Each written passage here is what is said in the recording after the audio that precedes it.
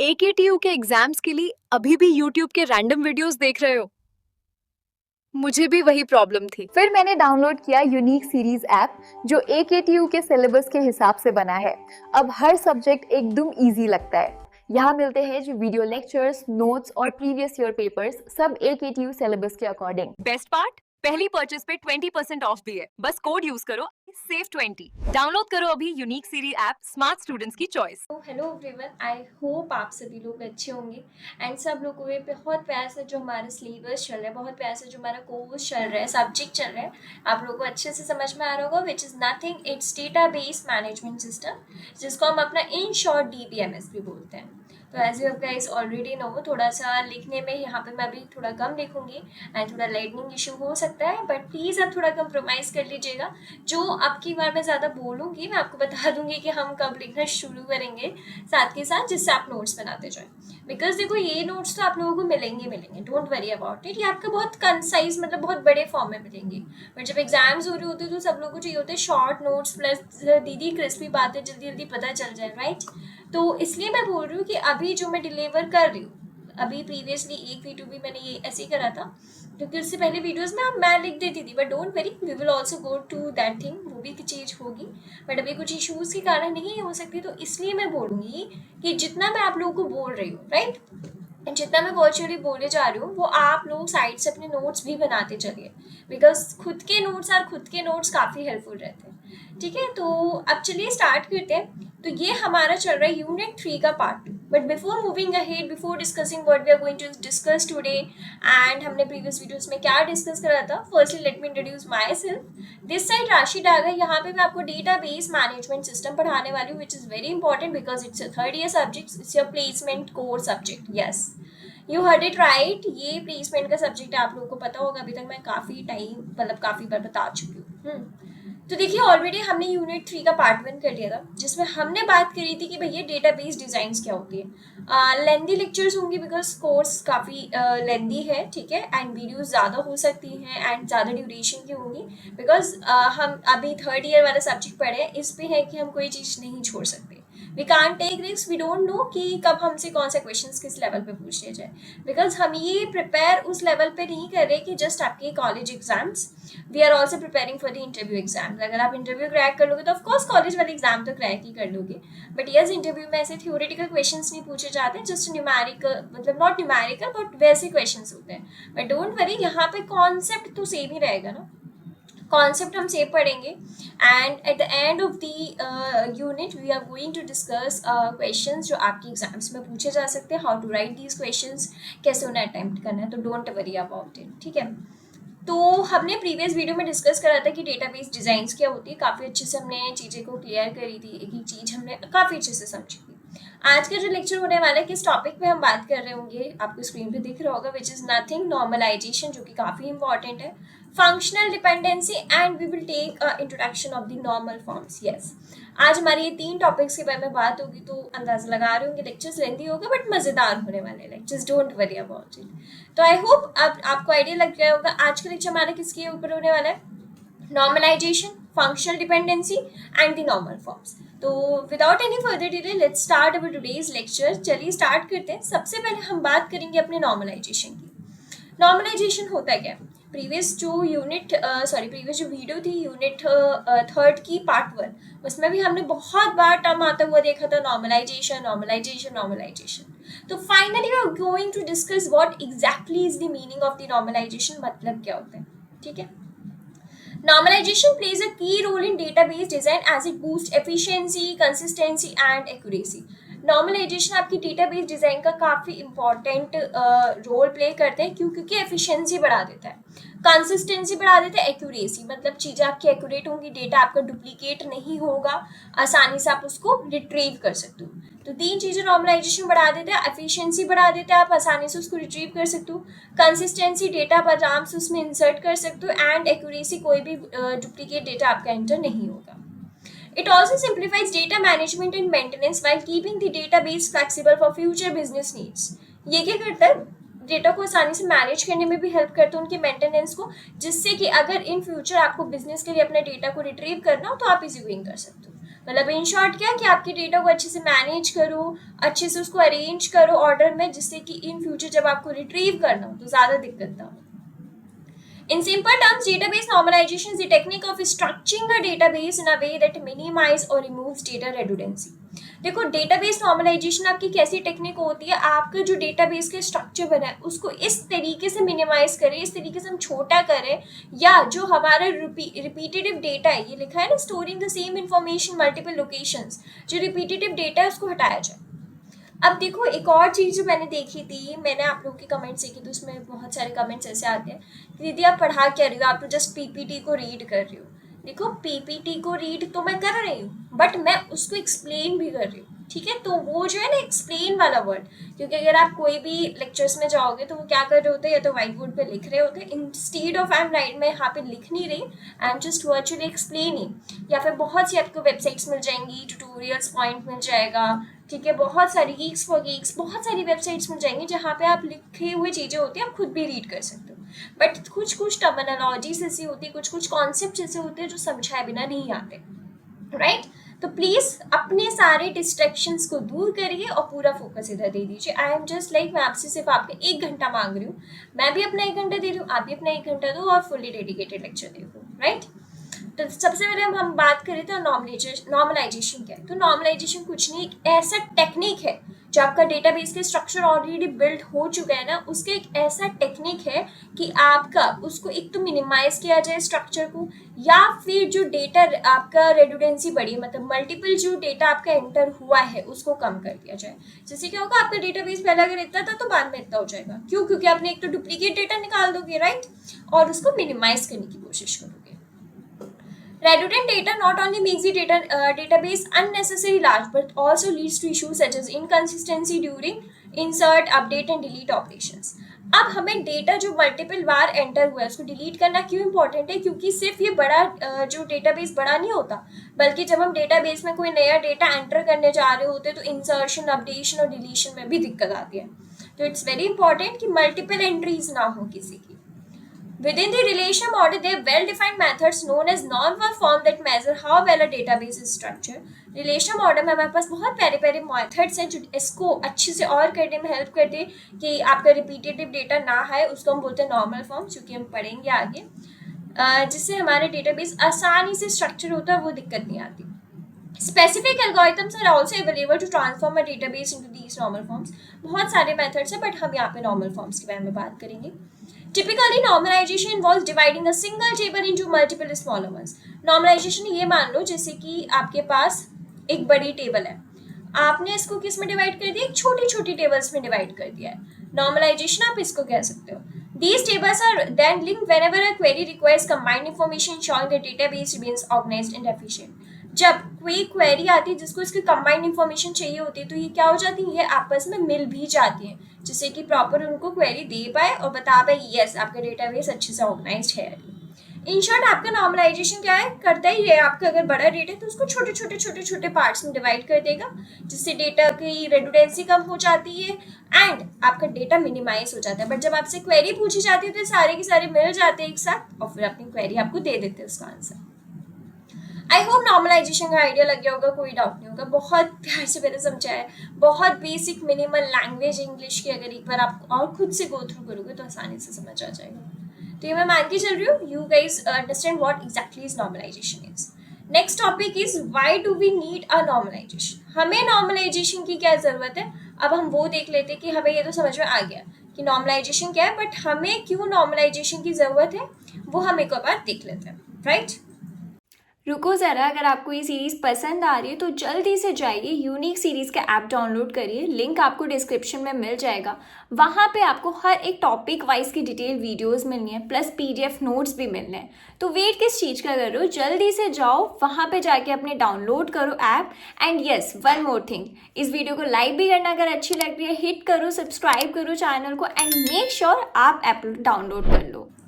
The primary object of normalising relations is to eliminate anomalies. Main reason क्या है anomalies को eliminate करना, वो हम पढ़ेंगे कौन कौन सी एनॉमलीज हो सकती है। बेसिकली एरर्स मान लो कि जो चीज रिपीटेटिवली आप एंटर कर रहे हो उसको हटाना ही हमारा मेन मकसद है नॉर्मलाइजेशन का, क्योंकि हम नहीं चाहते कि डेटा हो ज़्यादा। फॉर एग्जाम्पल जैसे आप लोगों के पास फ़ोन होता है, सबके पास ही फ़ोन है।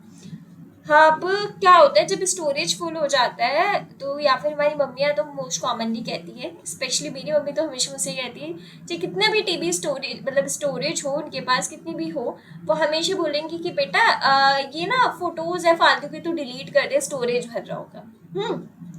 तो हम क्या कर रहे हैं, हम उनको डिलीट कर रहे हैं चीज़ों को, ठीक है, जिससे क्या हो हमारी चीज़ वो अच्छे से मैनेज हो पाए, जो हम फ्यूचर में फोटोज चाहते हैं वो चीज़ आराम से आ पाए, जो इंपॉर्टेंट फोटोज है जिसको हमारी जो मेमोरीज है वो चाहते हैं वो कैप्ट रखे तो उसमें वो रह पाए। तो वही है ना कि हम एलिमिनेट कर रहे हैं अपने एनॉमलीज को, एरर्स को एलिमिनेट कर रहे हैं। मेन फंडा क्या है, एरर्स को एलिमिनेट करना, एनॉमलीज को हटाना नॉर्मलाइजेशन का।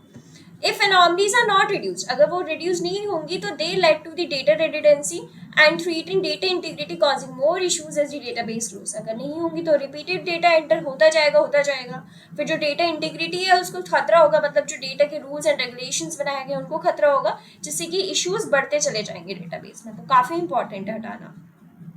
Normalization provides a systematic set of procedures that help in designing an efficient and consistent database structure।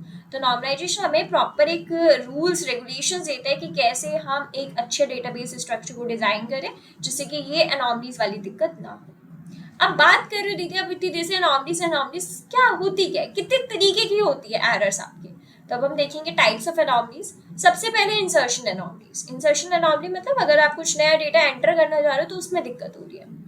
Occurs when certain data cannot be inserted into the database without the presence of additional unrelated data।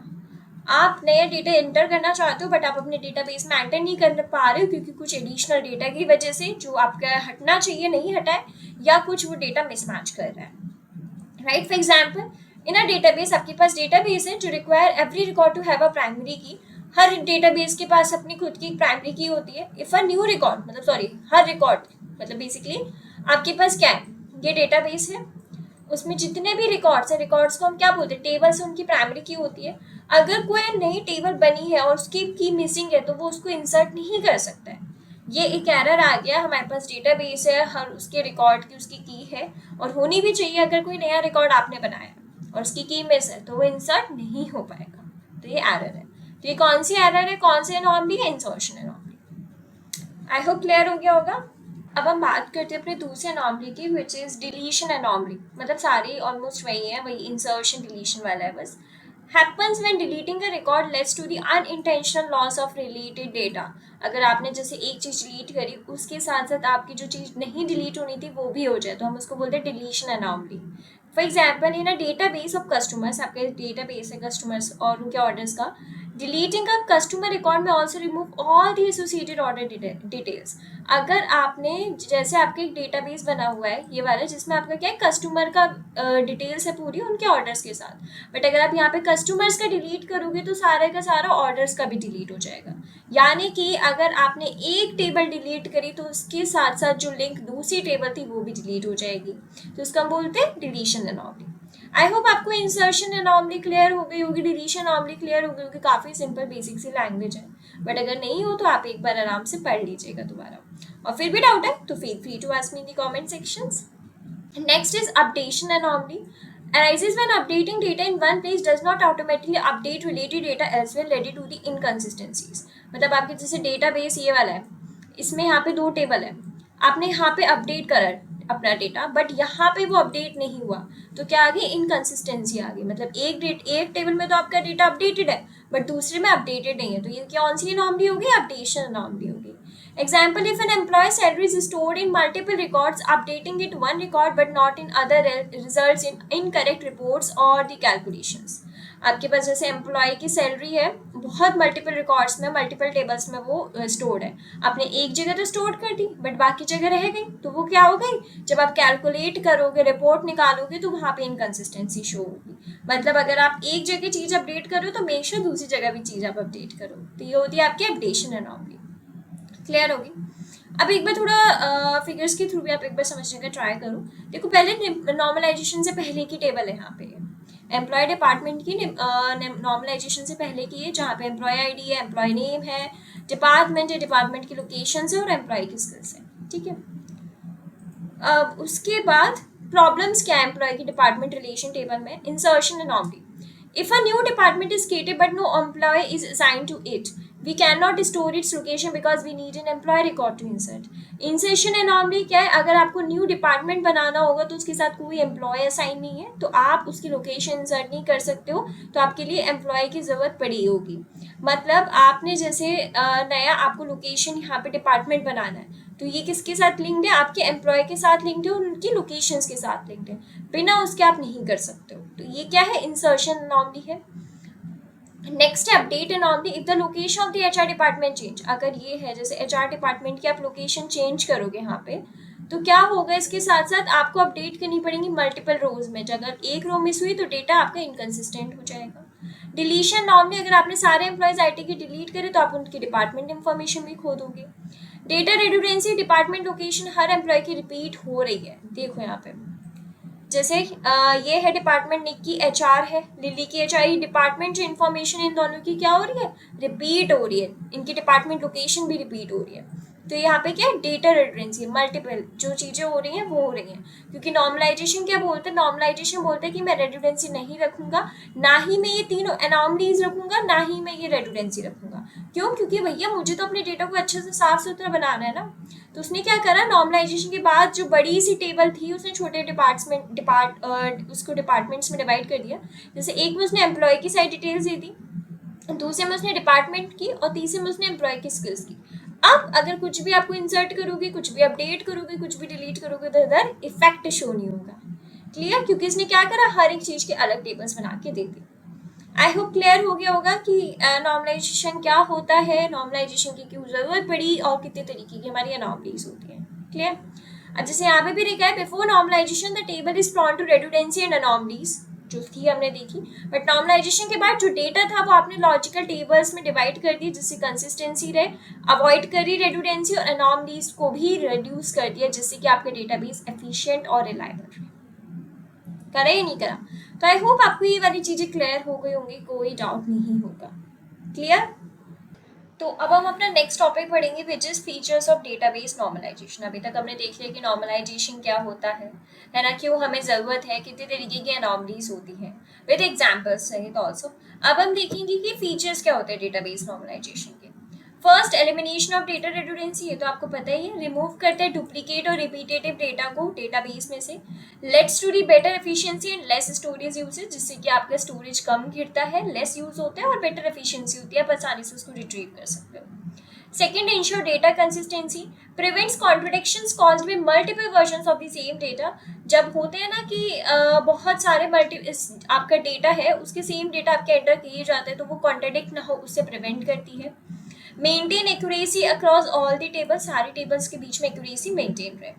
Third, simplify data management, breaks complex structures into simpler manageable tables. जो बड़ी बड़ी tables होती हैं उसको short simple tables में break करना। Makes updating, inserting and retrieving data easier, आप अपने डेटा को अपडेट कर पाओ, इंसर्ट कर पाओ, डिलीट कर पाओ, ये इजी बनाती है। तो ये तो कुछ फीचर्स हैं। Next, improve database design, provides a structured and systematic arrangement of data. Proper आपको डेटा कैसे अरेंज करना है, किस जगह क्या चीज़ आनी चाहिए, क्या स्ट्रक्चर होगा डेटा का, वो देती है जिससे कि डेटाबेस डिजाइन आपके अच्छे से रह पाए। इनहेंस करती है flexibility, scalability and adaptability to new requirements.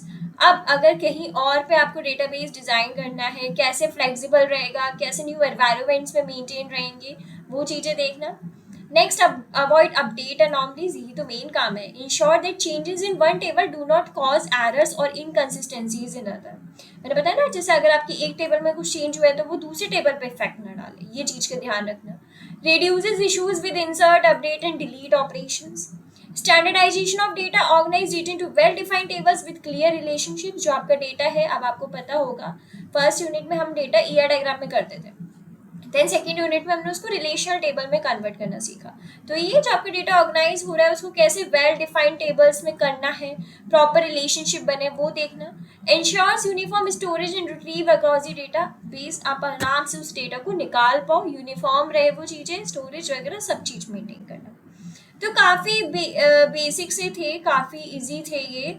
क्या पीछे हो जा, हाँ, डेटाबेस नॉर्मलाइजेशन के फीचर्स आप खुद भी पढ़ेंगे तो समझ में आ जाएंगे, ठीक है। बढ़ते हैं नेक्स्ट टॉपिक पे, which is normal forms in DBMS, ठीक है। नेक्स्ट टॉपिक इसी में ही है कि नॉर्मल फॉर्म्स हम पढ़ेंगे कौन कौन सी होती है, जस्ट आप एक इंट्रोडक्शन लो पहले। नॉर्मल फॉर्म्स क्या होती है वो भी हम देखेंगे, बट यहाँ पे नॉर्मल फॉर्म्स कितनी तरीके की होती है वो देखो। सबसे पहले आती है फर्स्ट नॉर्मल फॉर्म। ये क्या करती है, जिसको हम 1NF भी लिखते हैं।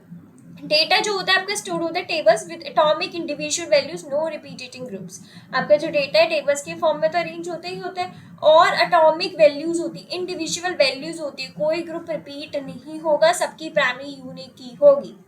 इन डिटेल्स हम समझेंगे तो टेंशन नॉट, ये क्या बोल रही दीदी, तो बस एक जस्ट आइडिया ले लो, बाकी हम अपना इन डिटेल समझेंगे, ठीक है।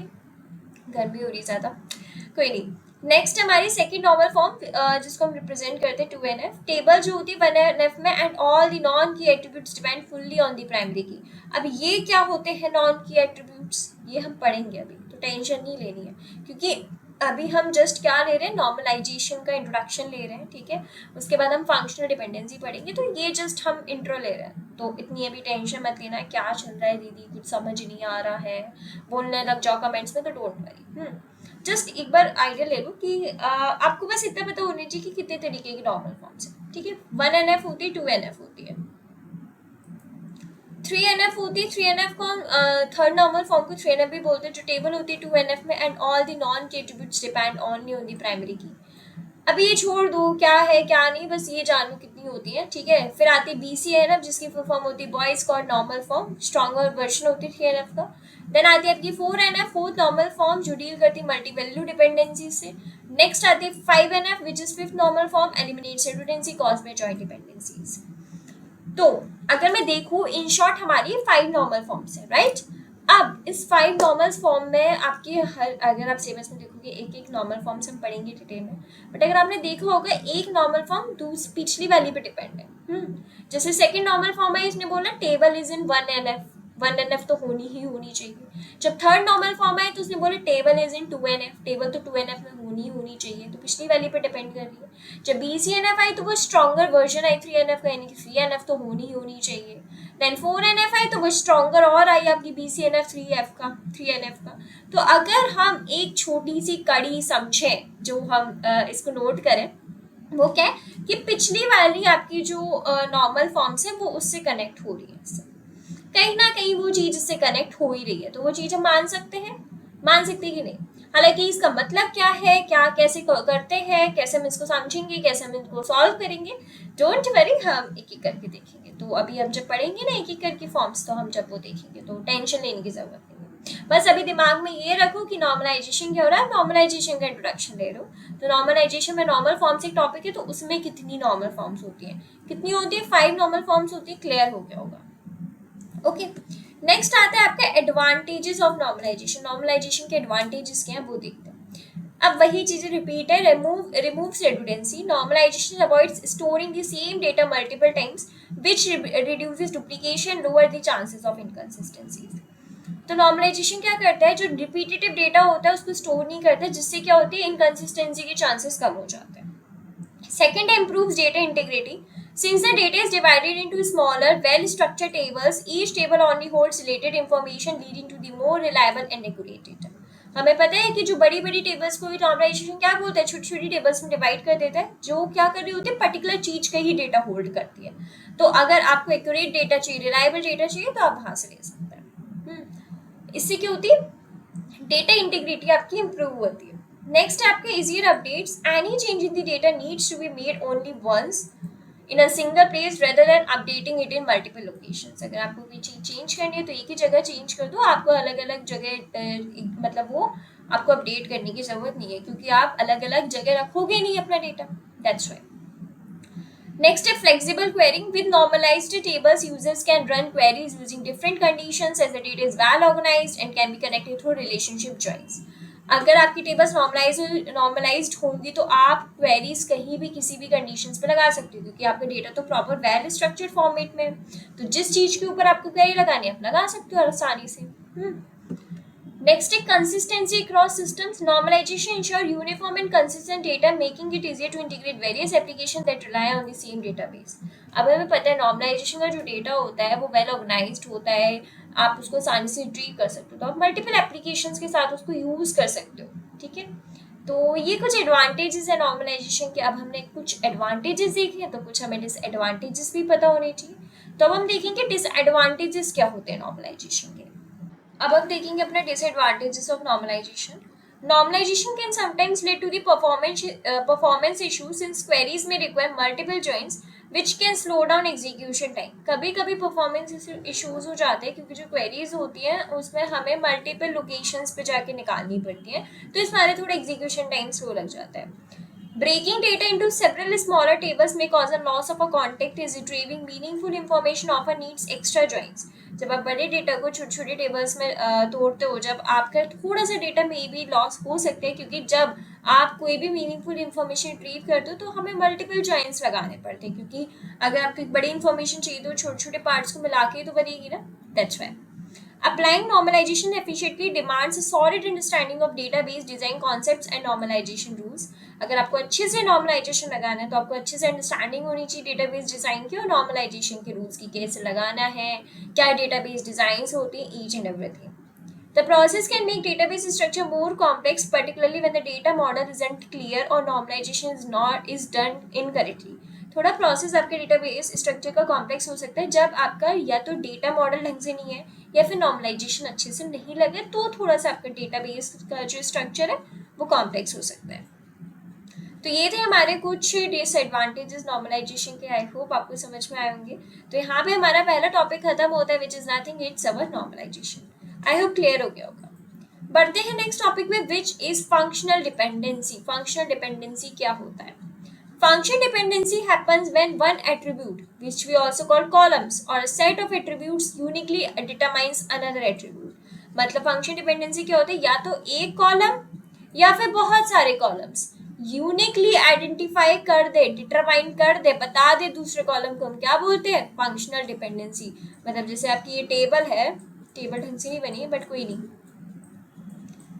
जैसे ये वाला कॉलम है, ये वाला कॉलम इस कॉलम को अच्छे से बता दे, डिटरमाइन कर दे, तो हम क्या बोलते हैं? Functional dependency. कैसे लिखते हैं इसको? It is written like this, x is equal to determinant the attribute that determines another. ये इंपॉर्टेंट है, याद रखो। x को हम क्या बोलते हैं? डिटरमिनेंट बोलते हैं, ऐसा एट्रीब्यूट जो दूसरे को डिटरमाइन करेगा। देखिएगा कौन सा है। y dependent attribute whose value depends on x। ये y क्या है? डिपेंडेंट, नाम से पता चल रहा है। ये किसी पे डिपेंडेंट है, किस पे डिपेंडेंट है? x पे। सीधी सी बात है, अगर जिस तरफ एरो खुल रहा है यानी कि वो क्या हो गया? डिपेंडेंट हो गया। देख रहे हो आप, जैसे ये जो एरो है, जिधर ये एरो खुल रहा है वो क्या हो गया? आपका डिपेंडेंट हो गया। और जो बचा कुछ साइड क्या हो गया? डिटरमिनेंट। डिपेंडेंट क्या है? जिसकी वैल्यू ऑफ कोर्स सामने वाले पे डिपेंड कर रही है। और डिटरमिनेंट क्या है? वो एट्रीब्यूट किसी और को डिटरमाइन करवा रहा है। क्लियर हो गया फंक्शन डिपेंडेंसी क्या होती है? जब आपका एक कॉलम या फिर एक से ज्यादा कॉलम्स किसी दूसरे को डिटरमाइन करवाएं, किसी दूसरे कॉलम को डिटरमाइन करवाएं। क्लियर? नेक्स्ट एग्जांपल, एक एग्जांपल से देख लेते हैं। Suppose we have a table students, हमारे पास एक टेबल है स्टूडेंट्स की, उनके एट्रीब्यूट्स कौन कौन से, कॉलम्स कौन कौन सी है? Student ID, student name and student age. Here every student has a unique student ID, ये तो हमें पता है क्योंकि प्राइमरी की है। तो डिपेंडेंसी क्या हो जाएगी? स्टूडेंट आईडी की स्टूडेंट नेम से भी होगी, स्टूडेंट आईडी की स्टूडेंट नेम से होगी और स्टूडेंट आईडी की स्टूडेंट एज से भी होगी। क्लियर? बहुत इजी वाला टॉपिक है, ज्यादा वैसा नहीं है, तो मुझे नहीं लगता दिक्कत हो रही होगी समझने में। This means if you know the student ID, अगर आपको स्टूडेंट आईडी पता है तो आप स्टूडेंट नेम और एज निकाल सकते हो, तो है ही ऑब्वियस। जैसे सैंपल टेबल में अगर आपको स्टूडेंट आईडी पता है, अगर मैं बोल दूं 103 की स्टूडेंट नेम और एज बताओ तो आप बता सकते हो कौन है? आदित्य है, उसका एज क्या है? 22। Here student ID uniquely determines student name and student age.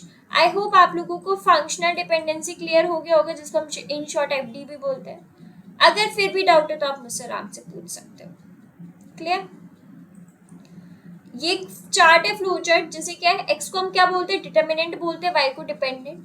Determinant value got duplicated, अगर डिटर्मिनेंट की वैल्यू डुप्लीकेट हो गई तो यस होगा या नो? नो में क्या होगा, कोई फर्दर चेक रिक्वायर्ड नहीं है, आप बोल सकते हो कि फंक्शन डिपेंडेंसी वैलिड है। अगर डिटर्मिनेंट की ये जो वैल्यू है डुप्लीकेट आ गई है तो आपको क्या चेक करना पड़ेगा, डिपेंडेंट की वैल्यू भी तो नहीं है डुप्लीकेट, अगर नहीं है तो है वैलिड, और अगर है डुप्लीकेट तो नहीं है वैलिड। मतलब एक तरीके से फ्लो चार्ट के थ्रू बताया जा रहा है कि आपके जो डिटर्मिनेंट डिपेंडेंट है, अगर उनकी वैल्यू कभी कभी, बाई चांस वाली बात है, कभी कभी डुप्लीकेट आ गई तो आपको क्या करोगे?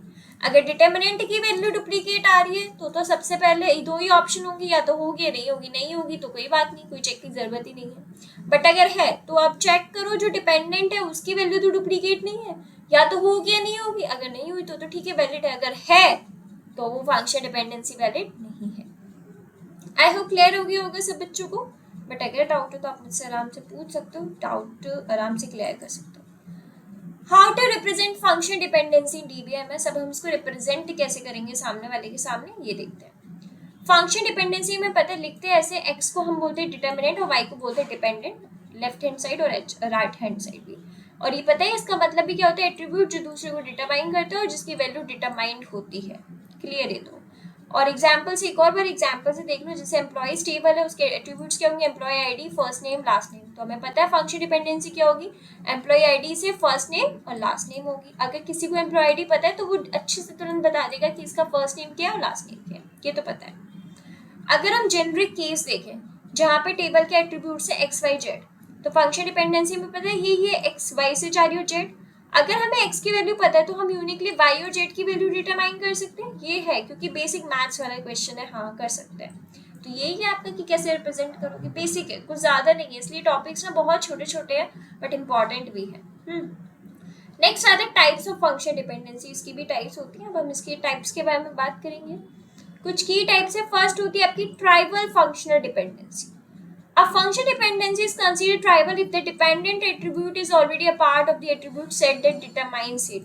Important है, ध्यान से सुनिएगा। ट्राइबल फंक्शन डिपेंडेंसी क्या बोलती है, मैं जब भी खुद को ट्राइबल कंसीडर करूंगी, जो डिपेंडेंट एट्रीब्यूट है, जो ये आपका लिखा हुआ था ना x टेंड्स टू y, जो डिपेंडेंट एट्रीब्यूट है अगर वो ऑलरेडी x का पार्ट है कहीं ना कहीं, तो ही वो क्या बोलेगी, मैं डिटरमाइन करूंगी मैं ट्राइबल हूँ।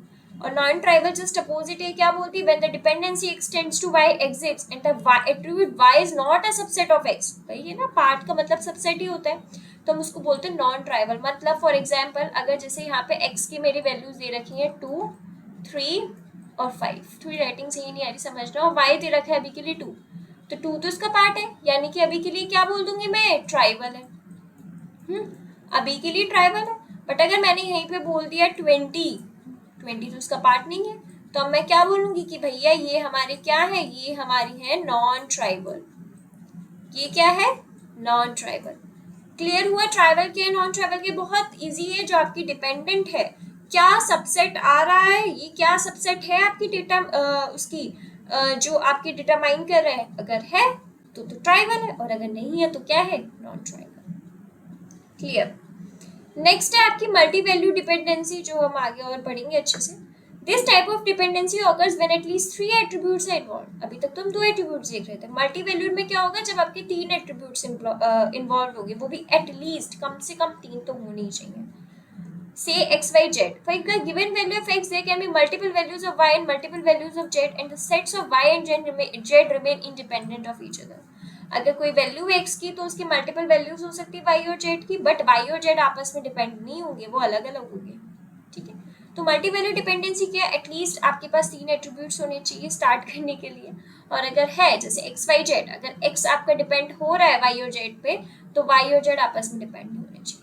This is what we call multi-value dependency. Clear? Next are the semi-non-trivial functional dependency. A dependency x tends to y is called semi-non-trivial if the intersection of x and y is not empty. Intersection में क्या होता है, सिर्फ और सिर्फ आपकी common चीजों के साथ साथ जो आपकी इंटरसेक्शन होता था, यूनियन होता था।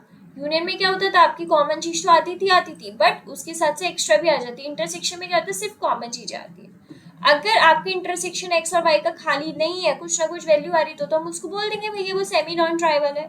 अगर ऐसा नहीं हो रहा है तो क्या है, नहीं है। मतलब जो हम x टेंस टू y कर रहे हैं, जो x की कुछ वैल्यूज होगी, y की कुछ वैल्यू होगी, उसमें हमने देखा कि x और y की वैल्यू में कुछ चीज हमारी कॉमन आ रही है तो हम उसको बोल देंगे, अदरवाइज नहीं। अगर वो इंटरसेक्शन x और y का एम्प्टी नहीं हुआ, तो अगर कुछ ना कुछ वैल्यू आ गई तो हम उसको बोल देंगे भैया नहीं है। अगर खाली है तो क्या बोल देंगे, सेमी नॉन ट्राइबल। क्लियर हो गई चीजें या नहीं हो रही है? नेक्स्ट है transitive functional dependency. A transitive dependency exists when an attribute indirectly depends on another attribute through a third attribute. In simple terms, one attribute determines a second and that second determines a third. अरे वही simple वाली कहानी है कि राजू ने मोहन का खाना खाया, मोहन ने अनिका का खाना खाया, तो अनिका ने राजू का खाना खा लिया।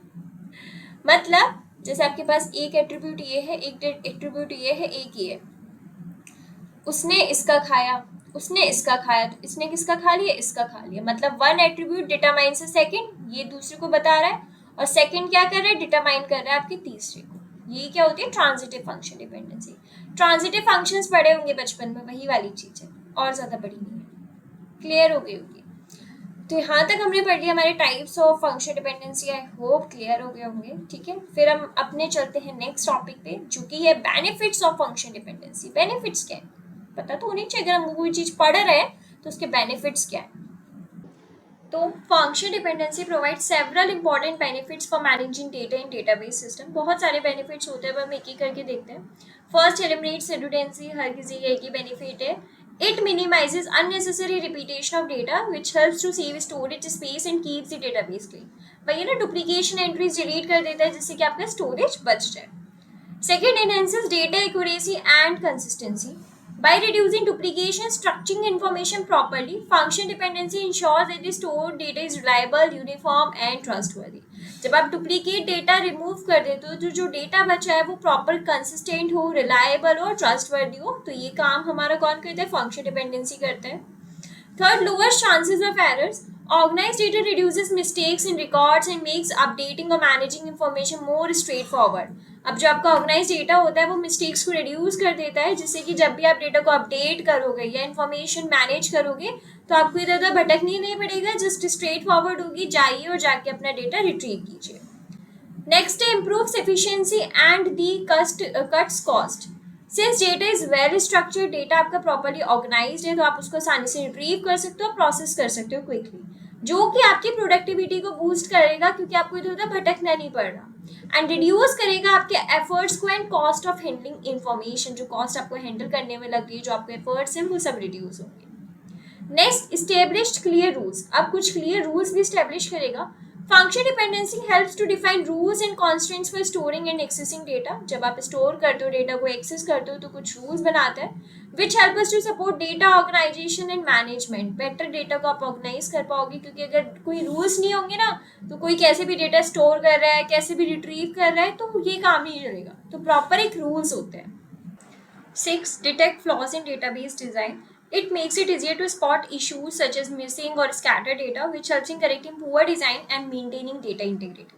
जब आपके डेटाबेस डिजाइन जब आपके हेल्प करते हैं फंक्शन डिपेंडेंसी, जब उसमें कुछ चीज़ मिस हो जाती है या फिर डेटा आपका अच्छे से नहीं होता, तो उसको सही करने को पुअर डिजाइन और जो डेटा इंटीग्रिटी है वो मेंटेन रहे, तो कौन काम आता है आपका, फंक्शन डिपेंडेंसी। तो आई होप आपको कुछ ये जो हमारे बेनिफिट्स थे फंक्शन डिपेंडेंसी के क्लियर हो गए होंगे, एंड यहीं पे हमारा टॉपिक खत्म होता है फंक्शन डिपेंडेंसी। आई होप क्लियर हो गया होगा, बहुत बेसिक सा था, बट अगर कोई भी डाउट हो तो आप आराम से एक बार दोबारा वीडियो को देखना, बट अगर स्टिल लगे तो feel free to ask me in the comment sections. Okay, and next है नॉर्मल फॉर्म्स। नॉर्मल फॉर्म्स क्या होती हैं ऑलरेडी हम थोड़ा बहुत आइडिया लेंगे इसमें, बट इन डेप्थ हम नेक्स्ट वीडियोज़ में जाएंगे।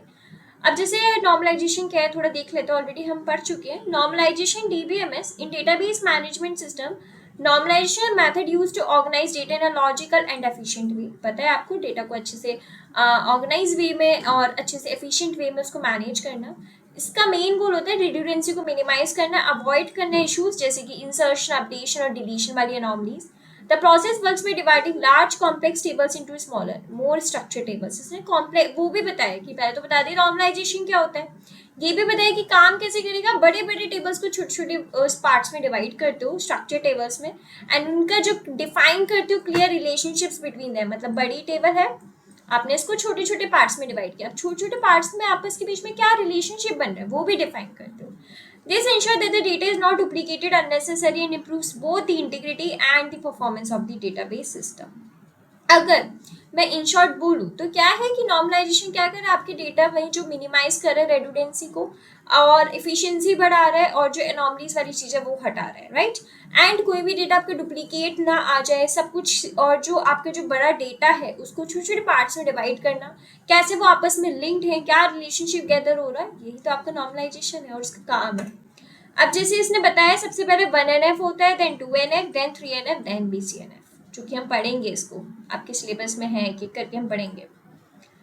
नॉर्मलाइजेशन क्यों इंपॉर्टेंट है, बेनिफिट्स क्या है, क्या एडवांटेजेस, सेम वही चीज है बट इक्वेशंस आते हैं, तो that's why I am repeating it again. Okay, normalization बहुत इंपॉर्टेंट रोल प्ले करते हैं, हेल्प करते हैं कि आपके डेटा स्टोर्ड रहे, एफिशिएंट रहे और एक्यूरेट रहे। कुछ एडवांटेजेस हैं जैसे डेटा रिडंडेंसी पता है आपको कम करना, जिससे स्पेस बढ़ता रहे और चांसेस इनकंसिस्टेंसी के बिल्कुल कम हो जाए। स्ट्रेंथ करना डेटा इंटीग्रिटी को, स्ट्रक्चर्ड फॉर्मेट में आपका डेटा ऑर्गेनाइज करता है जिससे रिलायबिलिटी, एक्यूरेसी एंड कंसिस्टेंसी आपके डेटाबेस में मैनेज हो। मेक करना database design simpler, normalize database follow करते क्लियर स्ट्रक्चर जो आपको मेंटेन मॉडिफाई करने में आसानी रहे, कोई दिक्कत ना हो। इम्प्रूव करते हैं परफॉर्मेंस को कैसे इम्प्रूव करते हैं, रिड्यूस करते हैं एनॉमलीज, जैसे इंसर्शन, अपडेशन, डिलीशन वाली एनॉमलीज होती है, जिससे कि आप स्मूथ परफॉर्मेंस कर सकें। अब बताती है नॉर्मल फॉर्म्स क्या है। Normalization is a database design method that reduces redundancy and strength data integrated by organized data into well-related tables. Normalization आपकी रिड्यूस करता है रेडुडेंसी को, जो एनॉमलीज उनको हटाता है और जिससे डेटा आपका एफिशिएंट रहे। नॉर्मल फॉर्म्स क्या करती है, represent successive stages of this process, each state introduce specific rule that further define table structure and enhance performance. Normal forms क्या करती है, जो उसके अंदर की स्टेजेस होती है नॉर्मलाइजेशन को, वो अच्छे से दिखाती है कि कैसे आपका डेटा हो रहा है, कैसे टेबल स्ट्रक्चर रिफाइन हो रहा है, कौन कौन से रूल्स लग रहे हैं, अंदर की चीज जो बोलते हैं ना, अंदर की चीज सामने रखना, वो वाली चीज कौन रखता है, नॉर्मल फॉर्म्स रखती है कि नॉर्मलाइजेशन के अंदर क्या चल रहा है, भीतरी वाली प्रोसेस क्या चल रही है, वो वाली सारी चीज।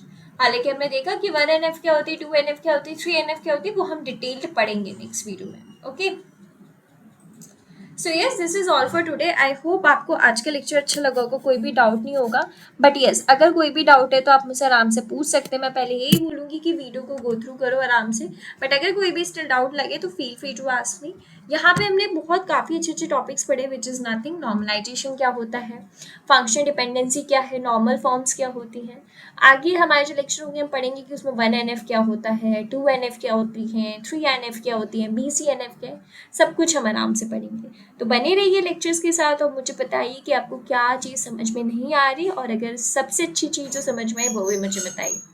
तो yes, this is all for today. मिलते हैं नेक्स्ट लेक्चर में। Till then keep learning and keep exploring.